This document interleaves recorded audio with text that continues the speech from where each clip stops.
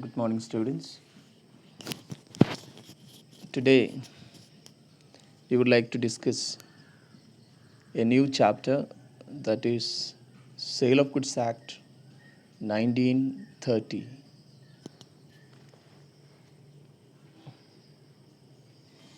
Let us start with a small introduction about and the background and history of this particular act. Actually, this act was the part of Indian Contract Act before 1930, and it was the part of 7th chapter of Indian Contract Act. So before introduction of this particular law in our country by British people, it was the part of the 7th chapter, but later all the 7 chapters has taken together and made a separate act known as in Sale of Goods Act of 1930. So the act came into force in 1930. So uh, the act came into force on the 1st July 1930. That is the day of the 1st July 1930, Sale of Goods Act came into force. So before that, as I said, it was the part of the 7th chapter of Indian Contract Act. So before introduction of why British people introduced this particular act and what is the legal provisions, from where they have taken those legal provisions, as I said, so it's borrowed all the principles and provisions from the English Sale of Goods Act of 1893, one of the oldest act. It was prevailed in British people, British country, in England during that period, was enacted in India, and they have borrowed all those provisions and principles from British Sale of Goods Act of 1893. So what is this particular act? Why a separate act? Because we have studied Contract Act in detail. So again, why we need another act separately? So any act related to any provisions or any contract related to sales will be coming under the Sale of Goods Act. In the contract, all the activities related to contract will be coming the part of contract, but here only sales, goods and sales will be coming under this particular contract. So let us check out what are the definitions included in this particular chapter. The first one is goods. So before going to that, any contract of sales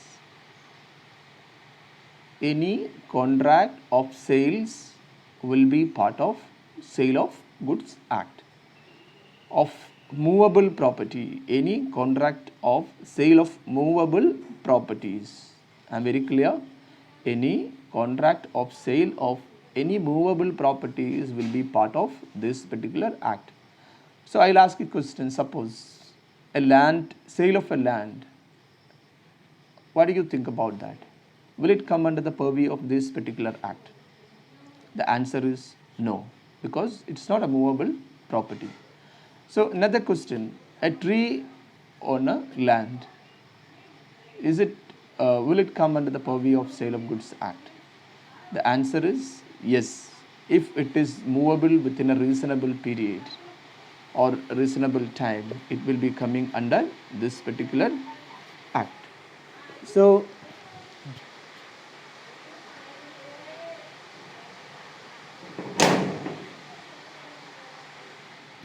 any sales or sale of contract, if it is movable in a particular period,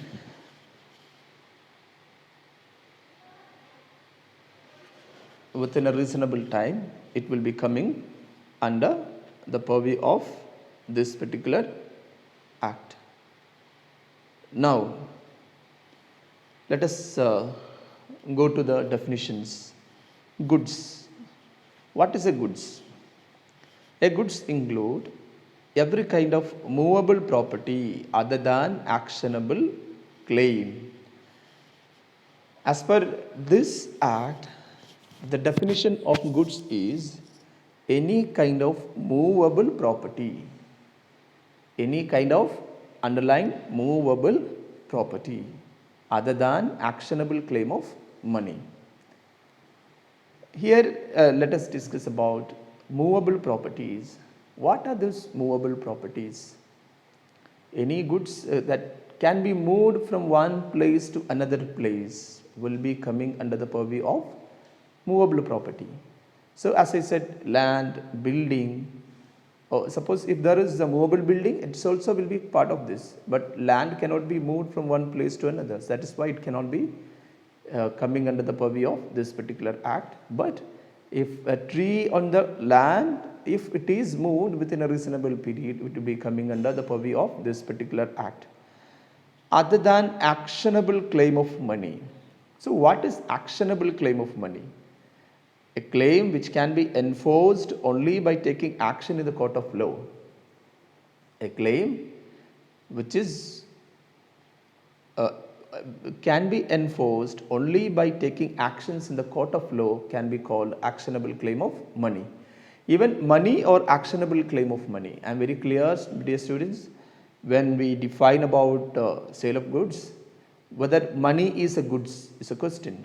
No, money will not come under the purview of goods, and it is prohibited in India to sell any kind of currencies except foreign currency will be treated as goods. In Indian currency cannot be treated as goods in India and cannot be sold. So actionable claim means, say for example, recovery of debt from one person to another. That cannot be called goods in India. So in case of goods, it is the shares, debentures, stock, and all the goods that can be sold and bought in shops can be part of this definition of goods. Now,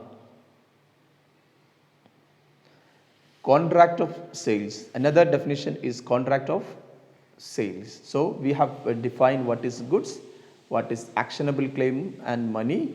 Now contract of sales, section 4 of the Contract Act, Sale of Goods Act, define about contract of sales.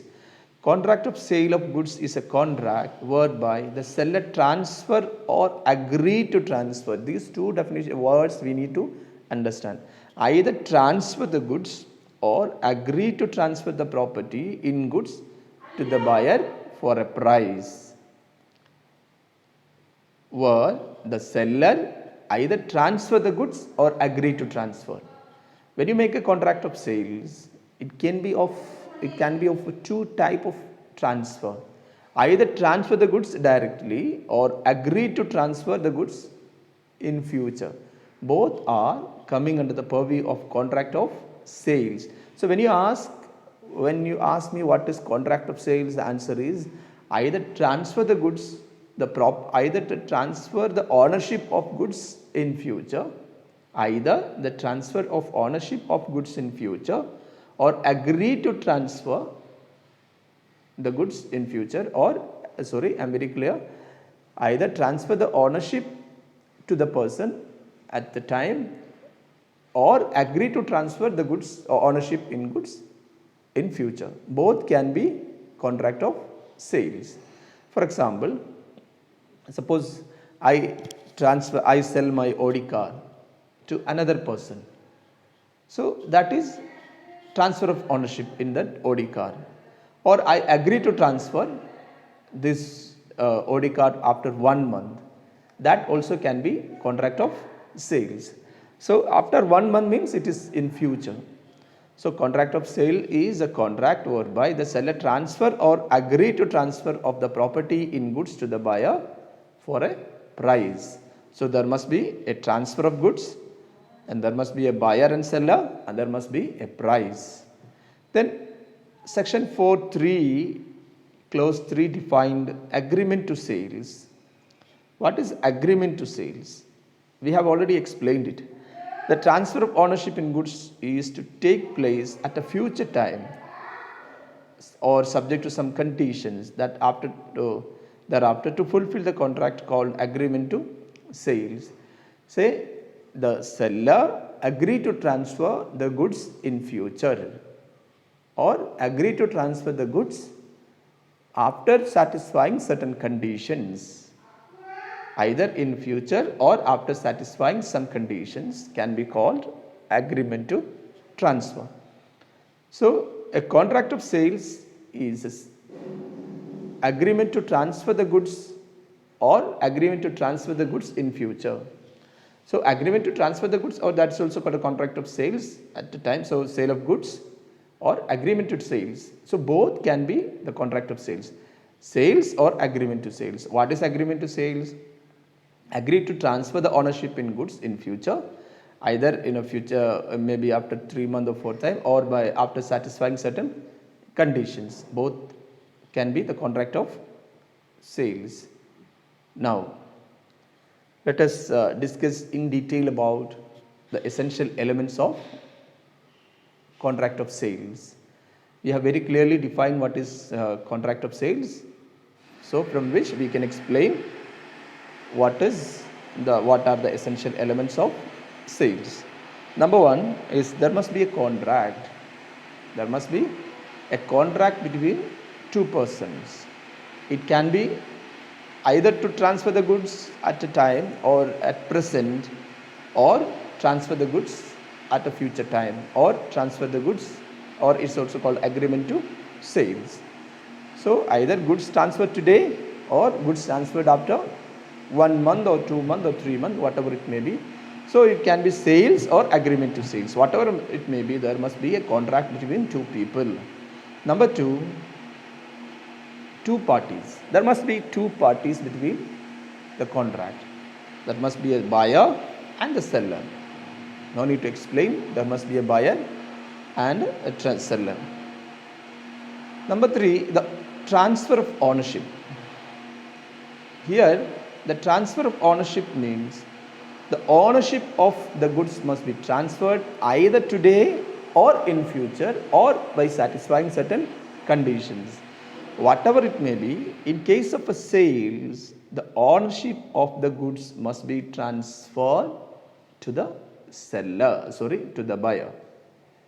The ownership of goods must be transferred to the buyer. It can happen at the moment of sales of contract, or at a future date, or at satisfying certain conditions. Whatever it may be, the ownership must be transferred to the buyer. Then subject matter of the sale of goods. The subject matter of the sale of goods include all kinds of goods, movable goods, but it exclude immovable goods. Immovable means something cannot be moved from one place to another. That we have already discussed, like we cannot move the land, buildings, but the tree on the land or furnitures in the building can be moved from one place to another. So that can include in the sale of goods. But in case of land, it cannot be moved. That is why it cannot be transferred. So it will not come under the purview of Sale of Goods Act. Then there must be a price. As per Indian Contract Act, there must be certain consideration for any goods. Here there must be a certain price, that is exactly defined as price here, because without price we cannot buy or sell goods. So you will ask a question whether the barter system will come under this. The answer is no, because it is one of the element of Sale of Goods Act. The barter system of transferring goods from one place to another. So in Contract Act, it was just a consideration. Consideration means something in return. So it can be either price or anything. But here in Sale of Goods Act, it is the price, not the other items. So it should be the price, not any other items. So that is all about the essentials of essential elements of sale of goods. And now, in the next class, let us discuss about the distinction between sale and agreement to sales in detail and other part. Okay, thank you.